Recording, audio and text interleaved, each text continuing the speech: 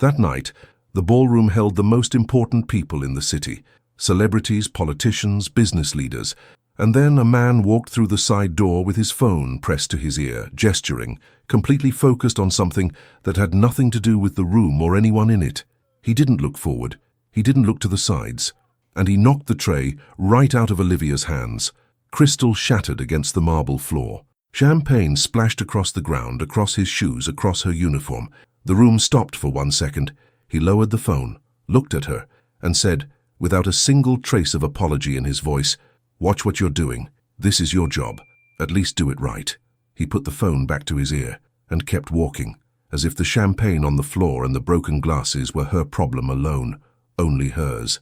Olivia didn't move. She stood still among the shards, her feet soaked in champagne, because that man was the same man who 10 years ago had vanished without a single word, without a call, without an explanation, leaving her behind, pregnant, and now he was here, standing right in front of her, treating her like she was nobody.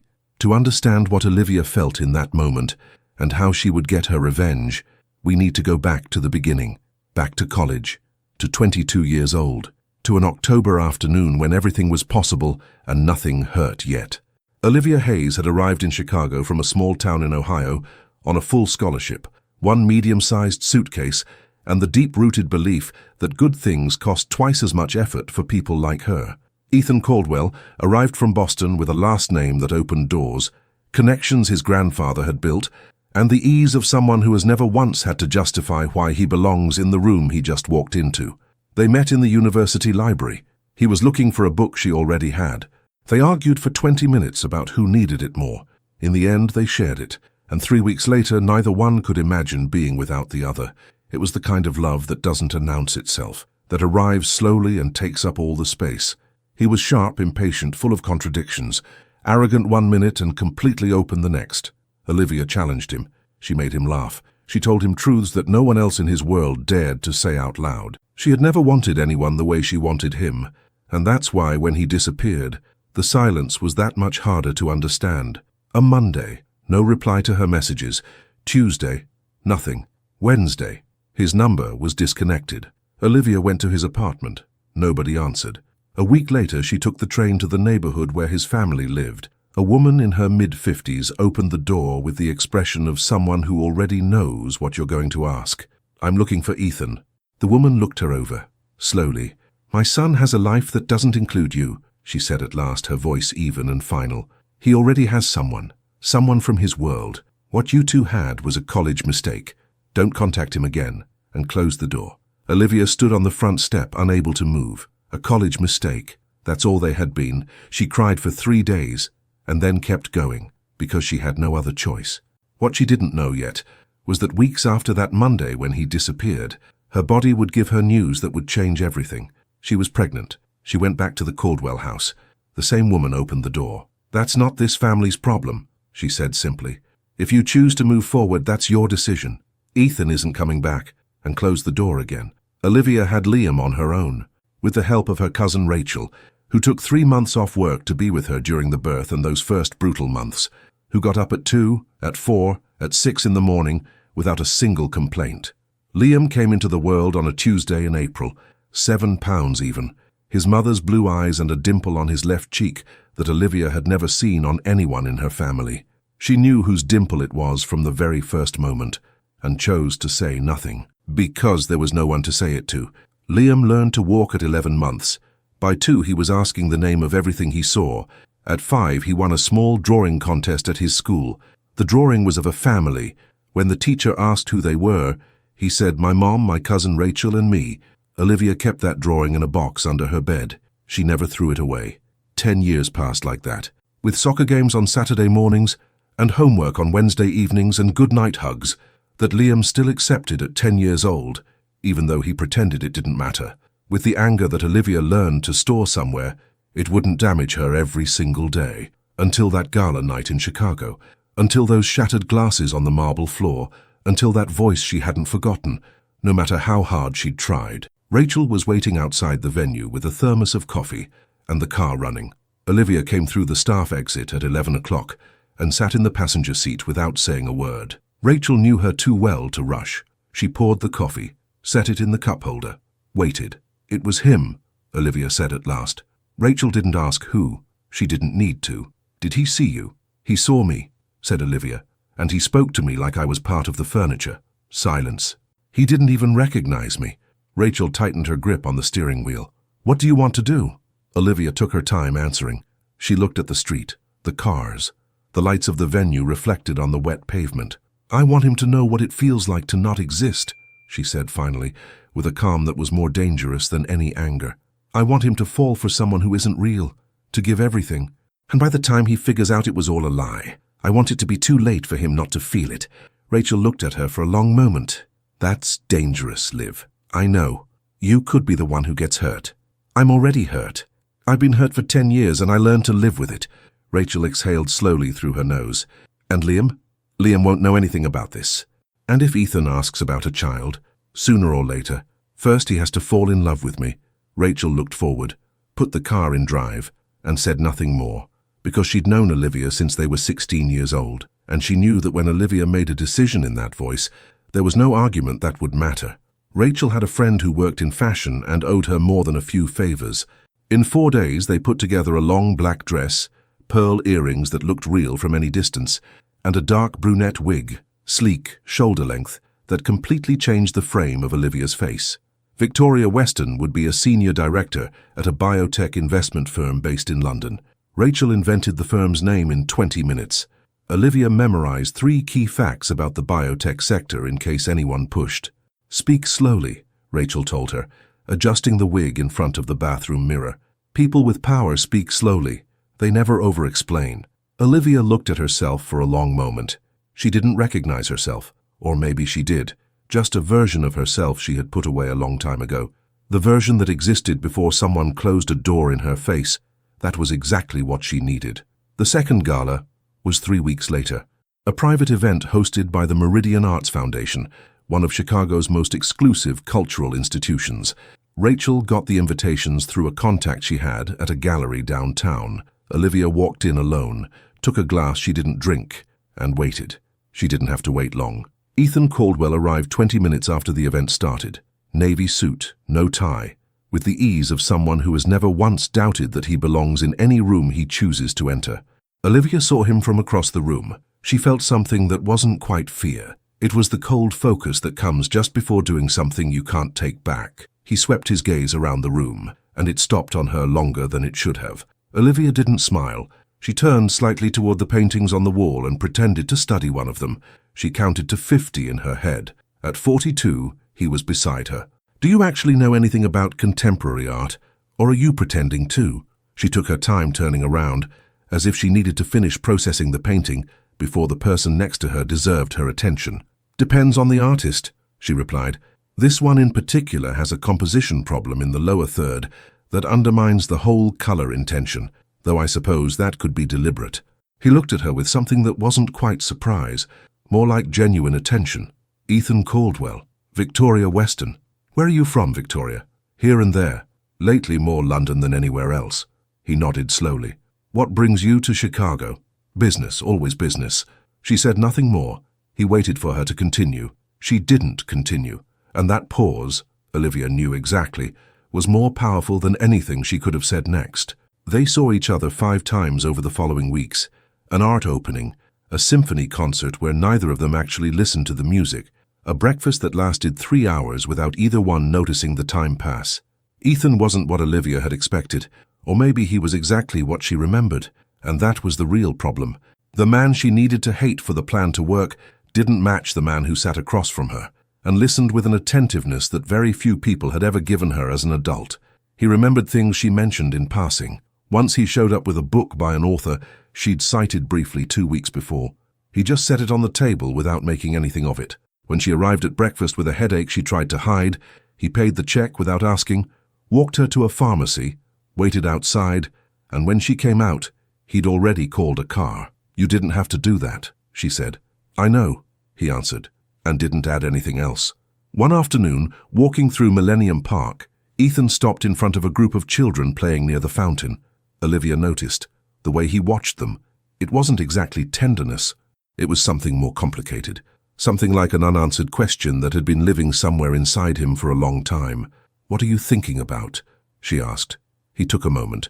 "That there are things you don't know you miss until you see them from the outside." Olivia waited. He didn't continue right away. They kept walking along the path through the trees. And then, almost as if he were talking to himself, he said, "There was a time when I thought I'd have a family young. Before 30. That's how I imagined it at 22.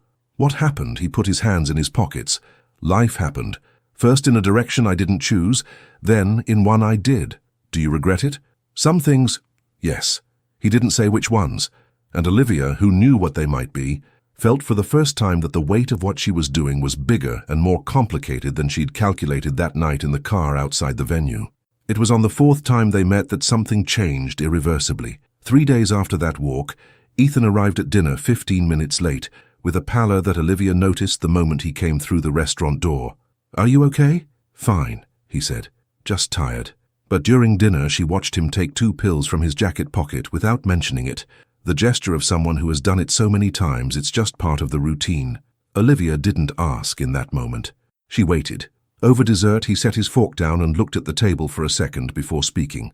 "I have a medical checkup tomorrow," he said. "Routine. But I don't like hospitals. Never have. Any particular reason?" He smiled, but it didn't reach his eyes. "I spent a lot of time in one when I was young." Olivia held her cup without drinking. "How young?" 22. A short pause. "I found out I had a disease. Rare. The name is long and technical and not worth repeating here. What matters is that if I didn't get treatment quickly, the odds weren't good." The air at the table shifted, or maybe it only shifted for Olivia. "My mother found a specialist in Zurich. I had to leave in 2 weeks. No time to organize anything.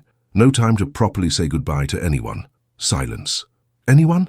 Olivia repeated, and her voice came out smaller than she wanted it to. He looked at her directly for the first time in that entire part of the conversation. "No one that mattered," he said, "or so I was made to believe." Something in that phrase. Something in the way he said it. Olivia set her cup on the table more carefully than necessary, so her hands wouldn't give away what was happening inside her. "Made to believe?" He exhaled slowly. "There are things from the past that don't have practical solutions anymore. What matters is that I got better, that I finished school in Zurich, that I built what I built, and that I learned to live with the decisions I made back then, and with the ones others made for me without asking." He said nothing more. He didn't elaborate. But something inside Olivia was shaking in a way that had no name yet, because that last sentence was too specific to mean nothing. That night she didn't sleep. She lay staring at the ceiling of her room, while Liam slept on the other side of the wall, breathing with that deep, steady rhythm she knew by heart. She thought about the afternoon she went to the Caldwell house. She thought about the woman who opened the door. She thought about what that woman had said with such certainty. And she thought about Ethan's words, "The decisions I made, and the ones others made for me." Was it possible? Was it possible that he hadn't known, that his mother had acted on her own without telling him, that the story she had told herself about Ethan Caldwell for 10 years wasn't the complete story? Olivia got up at 3 in the morning and went to the kitchen to make tea. She sat in the dark with the mug between her hands, and for the first time in 10 years, she felt that the solid ground she had built all her anger on might not be as solid as she'd believed. Rachel saw it coming before anyone else. One night while Liam was doing homework in his room and the TV was on with no one watching, Rachel said without preamble, "You're falling for him." "I'm not falling for anyone," said Olivia, without looking up from her phone. "Liv, I've known you since we were 16. I'm following the plan. The plan doesn't include your voice going soft when you say his name. Pause. Or smiling while you do the dishes, thinking about things you won't tell me." Olivia put the phone down on the table. "What do you want me to say?" "The truth. The truth is that it's complicated." "Complicated how?" "Because maybe he's not the man I thought he was." Rachel looked at her. "What did you hear?" Olivia told her about the hospital, about Zurich, about the phrase regarding decisions others made for him. Rachel listened without speaking. "Do you think he didn't know what his mother did?" "I don't know, but something doesn't add up." "And what are you going to do with that?" Liam appeared in the doorway. "Mum, can you check this math problem? I can't get the last step." Olivia stood up. "Coming, babe." And as she walked toward her son's room, with the worksheet waiting, and Liam's voice explaining from inside what he didn't understand, she felt the weight of everything she hadn't said. and of everything she soon wouldn't be able to keep quiet any longer. The night Ethan asked her to marry him wasn't in a fancy restaurant. It wasn't with a ring in a champagne glass or a string quartet playing in the background. It was a Sunday afternoon on a bench in a small park in Lincoln Square, both of them drinking coffee from paper cups bought from a street cart, with the ordinary noise of the city moving around them. He didn't build up to it dramatically. He didn't wait for the perfect moment. He just turned toward her with that directness that Olivia had come to recognize as one of his truest qualities and said, "I know we haven't known each other long. I know this doesn't fit any manual for how things are supposed to work, but there's something about you I don't know how to explain. Every conversation we have feels like the most important one I've had in a long time. I don't want to stop having them." Olivia looked at him, and she knew she was lost. Not the way you get lost when you don't know which path to take. The harder way. The way you get lost when you know exactly which path it is, and you still can't take it. "Ethan, you don't have to answer now. I'm not pressuring you." "Ethan, She stopped. She had 10 years of things to say, and none of them were right for this moment, because if she told the truth, everything would collapse in a second, and if she didn't, it would all collapse anyway, just later. She stood up slowly. "I need time," she said, and left before he could respond. She didn't answer his calls. She didn't respond to his messages that night or the next day. Rachel found her in her room with her phone face down on the bed and her eyes fixed on the ceiling. "He's called 5 times, Liv." "I know. What are you doing?" "Thinking." "About what?" "About the fact that if I love him, then everything I did was wrong from the beginning." Rachel sat on the edge of the bed. "Or everything you did led you here," she said. "And that's not the same as being wrong." "Yes, it is, Rachel. I lied to him. I told him I didn't have kids. I've spent weeks looking him in the eye and lying about the only thing that actually matters." "Then tell him the truth." "And what do I say? That I pretended to be someone else to get revenge? That the child I denied having is actually 10 years old with his exact same eyes and the same dimple on the same cheek?" Silence. "I tell him, and I lose him," said Olivia. "I don't tell him and I lose him anyway when he finds out." Rachel took her hand on the bed. "Maybe he's not the one you should be thinking about not losing right now." Olivia looked at her. Rachel nodded toward the hallway, toward Liam's room, toward where his soft, steady breathing could just barely be heard. What happened 2 weeks later was not part of any plan. Liam had been running a fever for 3 days that wouldn't break with any of the usual medications.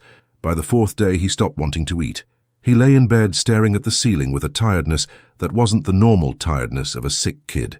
On the 5th day, Olivia took him to the emergency room at Lakeside Medical Center, the best private hospital she could access, even if it meant 3 extra weeks of work to cover it.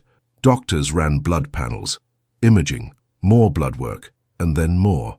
On the 7th day, Dr. Harrison, the internist handling the case, called her into his office and asked her to sit down. "The results are complex," he said with the careful calm of someone who has delivered difficult news enough times to know how. "There's a pattern in Liam's genetic markers that isn't common.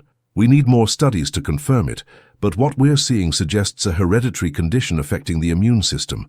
It's rare, treatable, but it requires a very specific protocol that not every center is familiar with." Olivia listened to every word without moving. "What kind of condition?" The doctor looked at her carefully. "I need to ask you something sensitive. Do you know whether any of Liam's biological father's family has a history of autoimmune or hematological conditions?" The world did something strange. It paused for a fraction of a second. Olivia felt the cold before she fully understood why. "Why do you ask?" "Because this type of condition has a very strong genetic component," the doctor said.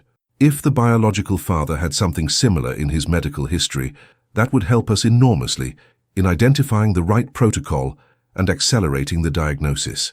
And in some cases," he paused, "the person who already went through the treatment can be key not just informationally but in the patient's actual recovery process." Olivia walked out of the office. She sat in a plastic chair in the hospital corridor, hands on her knees, eyes on the floor. Every structure she had built over 10 years, every layer of anger and silence and carefully managed distance, began to shift beneath her feet. She called Rachel. "I need you to stay with Liam tonight." "What happened?" "Liv, what happened?" "I need to go see someone." Ethan had gone 11 days without hearing from Victoria. The biotech investment firm she'd mentioned didn't exist in any business registry. He'd searched 3 different databases. Nothing. There was no Victoria Weston with that profile on any professional network. No one in the social circles where they'd met had known her before those weeks. She had appeared out of nowhere and gone back to nowhere. He was sitting in the dark in his apartment, a glass of water untouched on the coffee table, when the doorbell rang. He checked the time. It was 9:40 at night.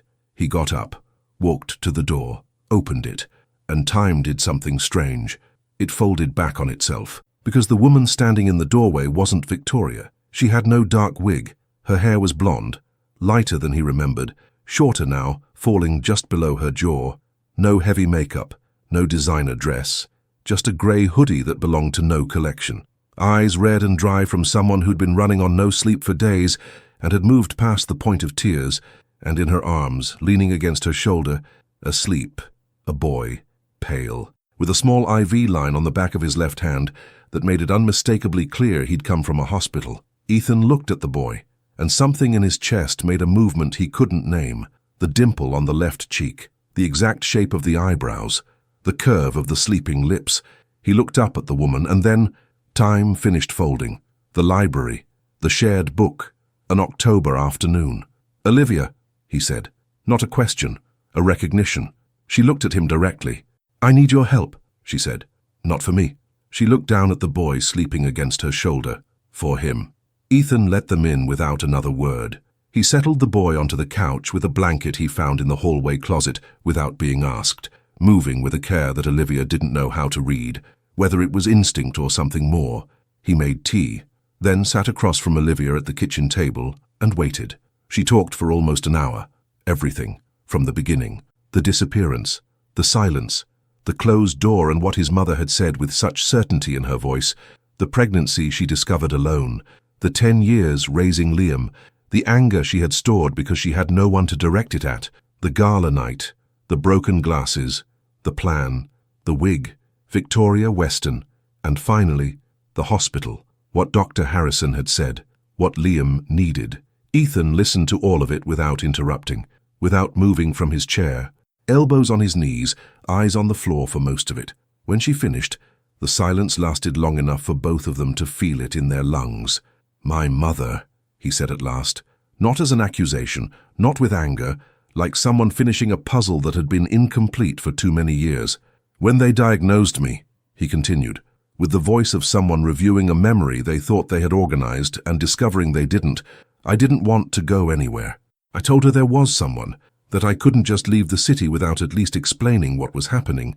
My mother said she would come find you, that she'd explain why I had to go, that you would understand." A pause. "Weeks later, when I was already in Zurich, she called. She said she'd spoken to you, that you'd told her you were young, that you had your life ahead of you, that you weren't going to wait for someone who might not come back, that it was better this way for both of us." Olivia opened her mouth. "I never said that.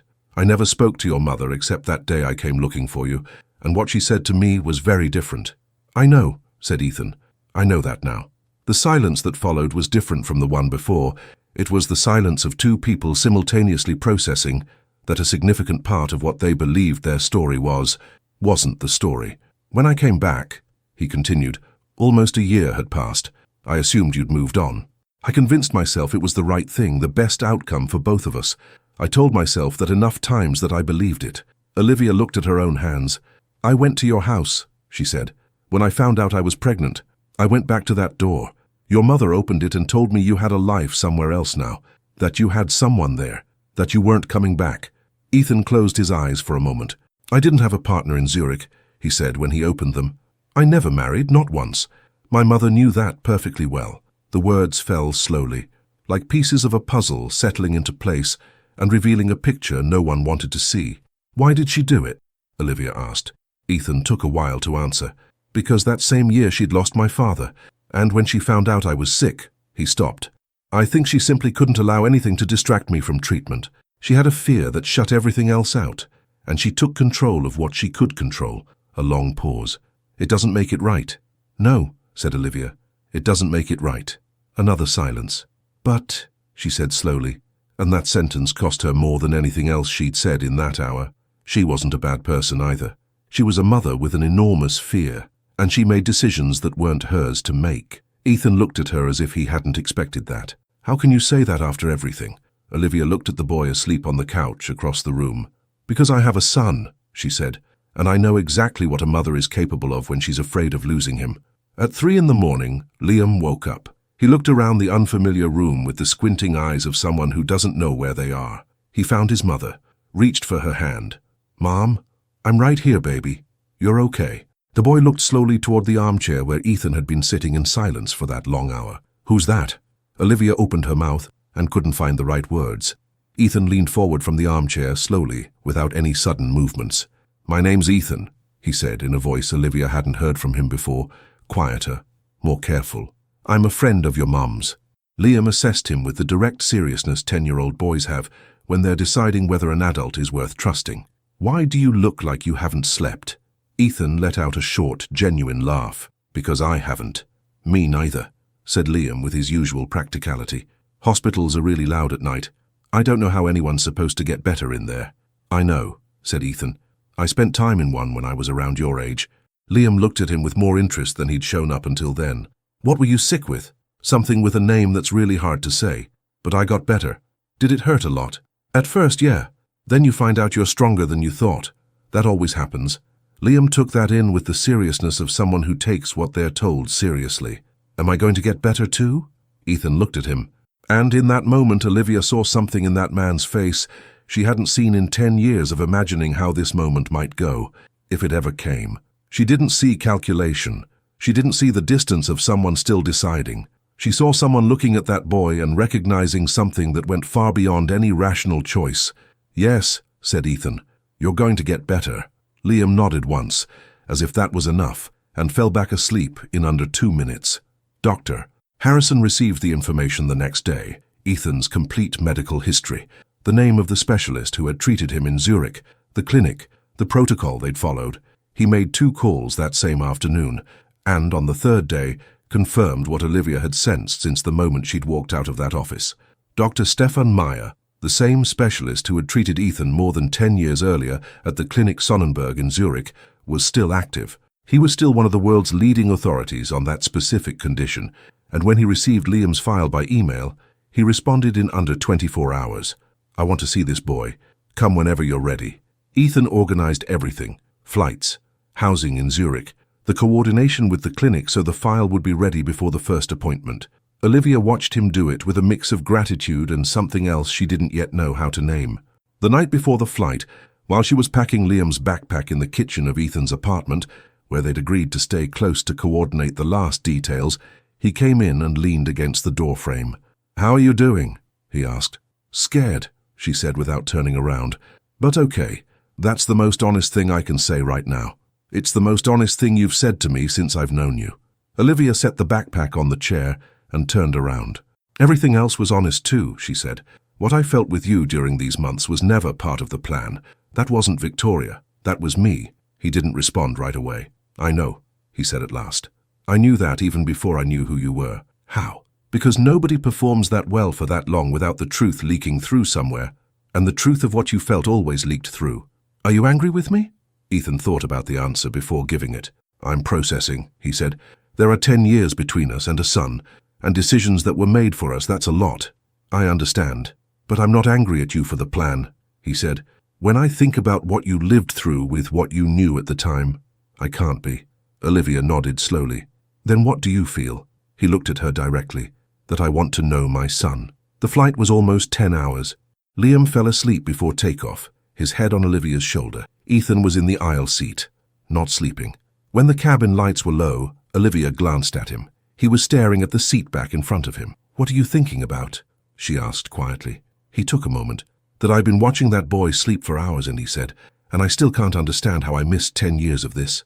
"You didn't miss them," she said. "He lived them. And I'll tell you about every single one whenever you want." Ethan looked at her, and for the first time since that night in his apartment, neither of them looked away.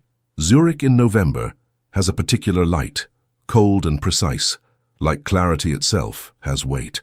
Liam arrived looking at everything through the taxi window from the airport, the lake between buildings, the tram lines, the clean, orderly streets, unlike anything he'd seen before. "Do they speak differently here?" he asked. "A few different languages, actually," said Olivia. "Do they understand English?" "Most of the time." Liam looked at Ethan in the front seat. Did you live here, Mr. Ethan? For several years, yes. Did you like it? Ethan turned slightly from the front seat. Very much. This city taught me things I don't think I would have learned anywhere else. Like what? That you can completely rebuild yourself far from everything you know. And that sometimes that's exactly what you needed, even if you never would have asked for it. Liam thought about that. Did you miss home? Ethan took a second before answering. I missed certain things, he said. Certain people. Olivia was looking out her window. She said nothing, but she felt that answer as if it had been directed at her. Dr. Meyer was in his early 70s with wire-rimmed glasses and the habit of speaking directly without preparing the listener. The boy's case has important similarities to yours, he told Ethan at the first appointment. That's an advantage. We know which paths not to explore. How long will the treatment take? Asked Olivia. Between 6 and 9 months if he responds well. He glanced at Liam, who was flipping through a book about dinosaurs in the corner of the office. He needs stability, routine. Stress directly affects immune response. Our home base is Chicago, said Ethan. But I can restructure my schedule. I'm not asking you to restructure anything, said Dr. Meyer calmly. I'm telling you that boy needs both his parents in the same place during treatment. A patient's emotional state carries as much weight as the medication.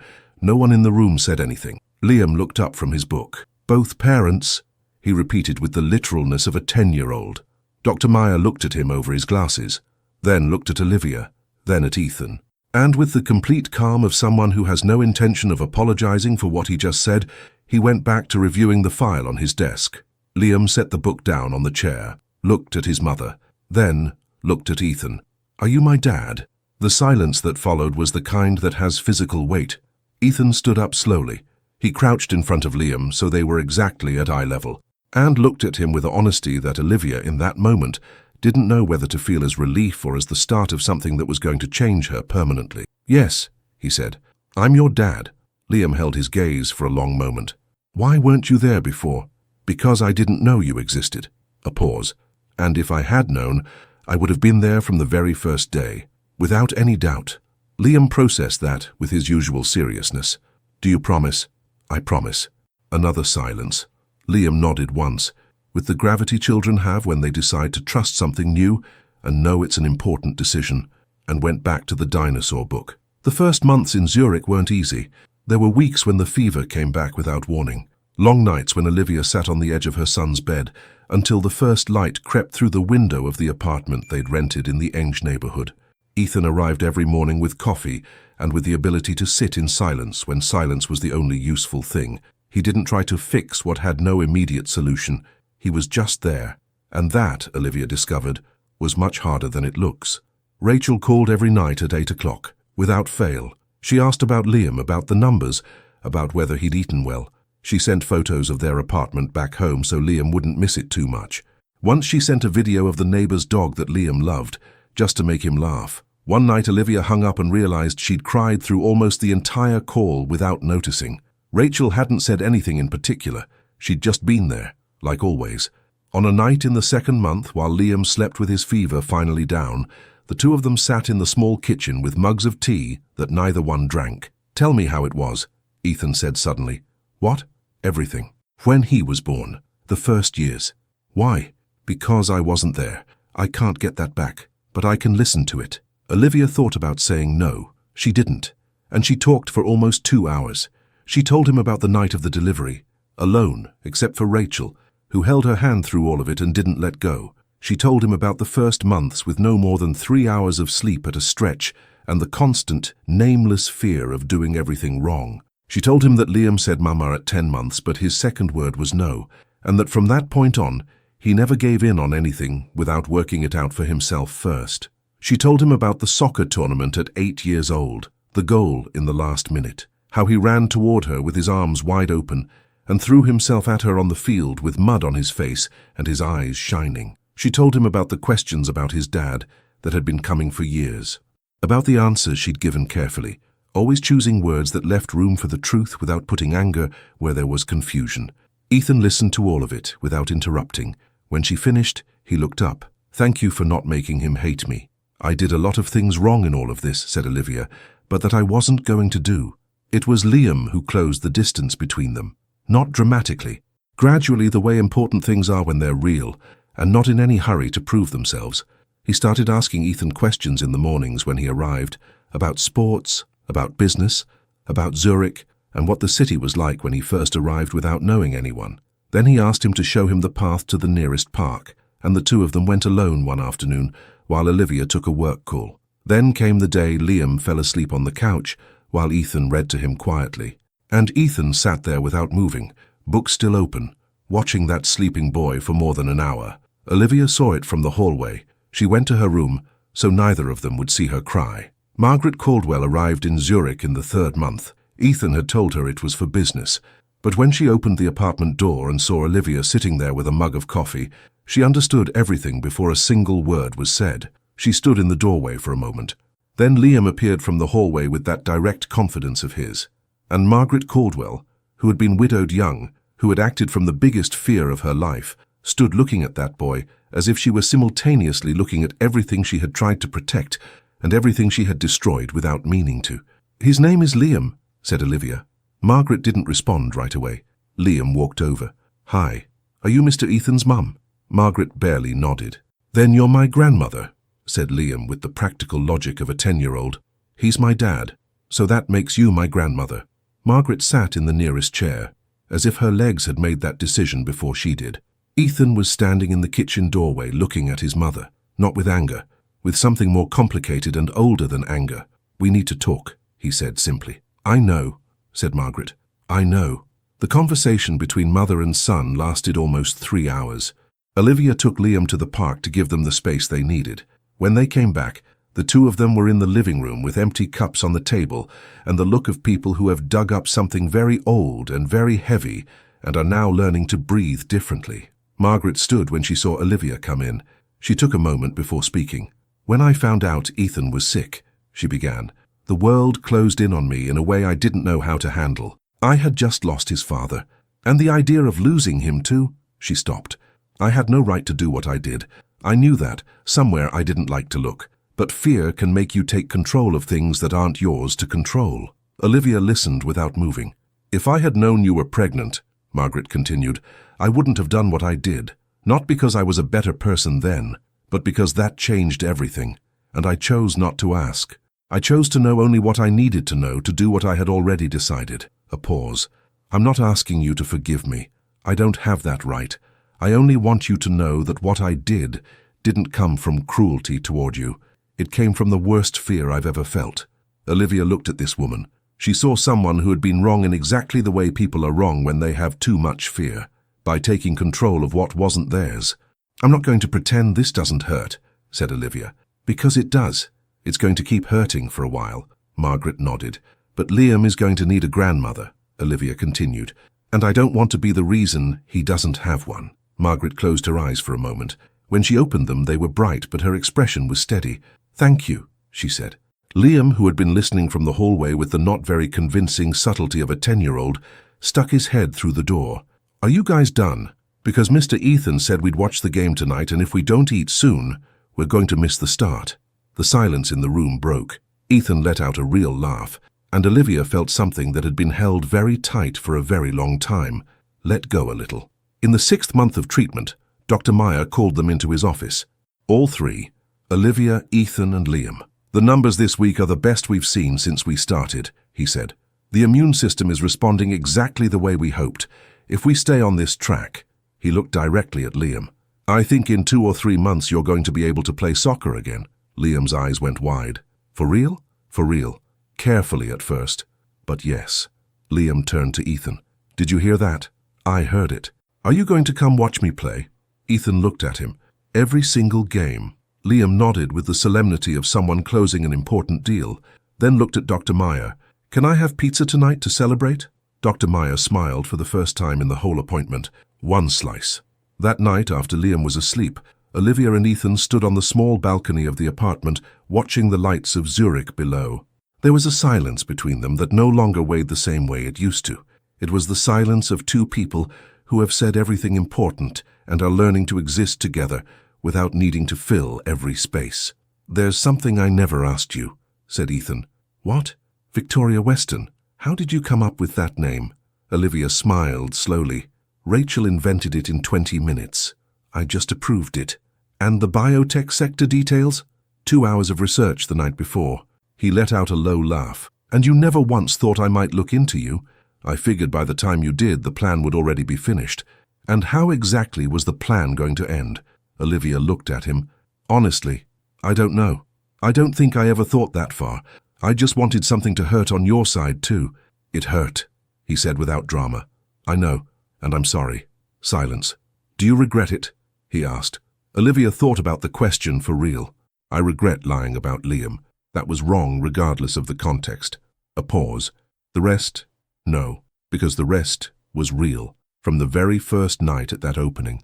What I felt with you was never part of the plan. It was mine. Ethan looked at her for a moment, and then, without rushing, he placed his hand on the balcony railing.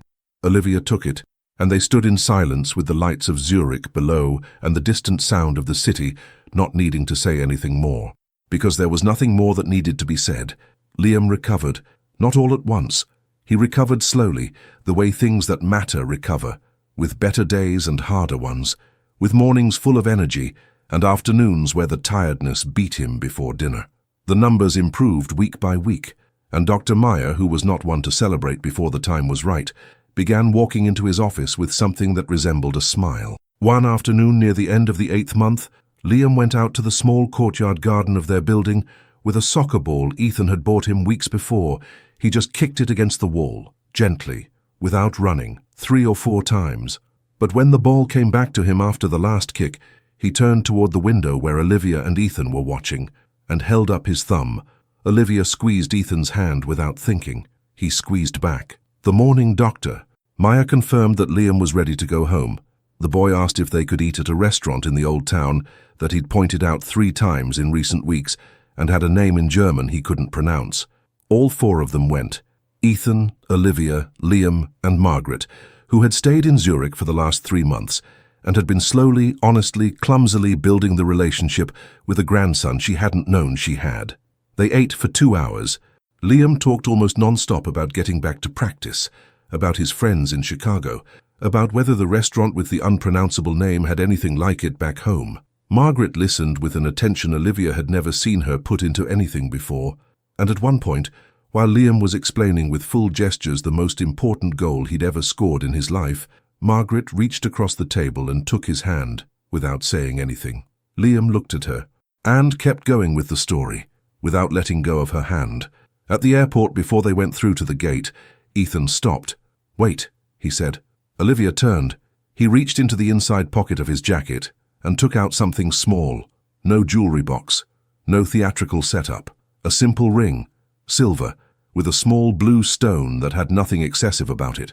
"I bought this 3 weeks ago," he said, "and I couldn't find the moment because I kept waiting for the perfect one.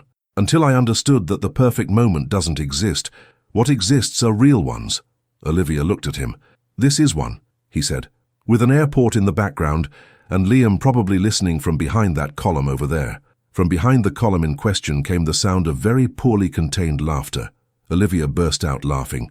"I'm not asking you to forget the 10 years, said Ethan. "I'm not asking you to pretend they didn't happen. I'm asking you to build what comes next. There are 3 of us, with everything we are and everything that was." Olivia looked at the ring, looked at this man, thought about an October afternoon in a library where it all began, about the years alone, about Liam's dimple that she always knew where it came from, about the broken glasses on the marble floor, about a middle-of-the-night kitchen conversation telling the first word, the first goal, the first hug she could remember clearly. "Yes," she said.